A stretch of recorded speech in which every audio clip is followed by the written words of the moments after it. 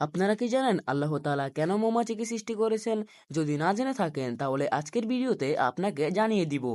কিন্তু তার আগে যদি চ্যানেলে নতুন হয়ে থাকেন তাহলে অবশ্যই সাবস্ক্রাইব করে দিন আর পাশে থাকা বেল আইকনটি ক্লিক করুন যাতে কোনো ইসলামিক তথ্য মিস না করেন।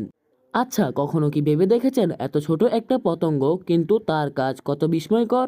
আল্লাহ তাআলা কুরআনে বলেছেন, আর তোমরা প্রতিপালক মৌমাছিকে ওহী করেছেন, পর্বতে, বৃক্ষে ও মানুষের তৈরি গৃহে বাসা বানাও, তারপর সমস্ত ফল আহার করো এবং তোমার প্রতিপালকের নির্দেশন অনুসরণ করো।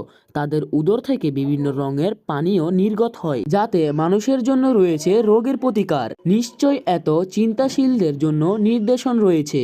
এই আয়াতটি দ্বারা বোঝা যায় মৌমাছি শুধু মধু তৈরি করে না, বরং তারা গাছের পরাগায়নও বিশাল ভূমিকা রাখে। যদি মৌমাছি না থাকতো তাহলে অনেক গাছের ফলনই হতো না। আর মধু শুধু একটা খাবার নয়, এটা একটা সুপার ফুড। অসুখ বিসুখ থেকে বাঁচার, শরীর সুস্থ রাখতে, এমনকি কুরআনেও এটি শিফা বা নিরাময় হিসেবে বর্ণিত হয়েছে। তাহলে এখন কি বুঝলেন? এত ছোট একটা প্রাণী কিন্তু আল্লাহ তাআলা তাকে আমাদের জন্য কত বড় রহমত হিসেবে সৃষ্টি করেছেন। এমন আরও বিস্ময়কর ইসলামিক তথ্য পেতে চ্যানেলটিকে সাবস্ক্রাইব করে রাখুন। আর ভিডিওটি ভালো লাগলে লাইক দিতে ভুলবেন না। আল্লাহ হাফেজ।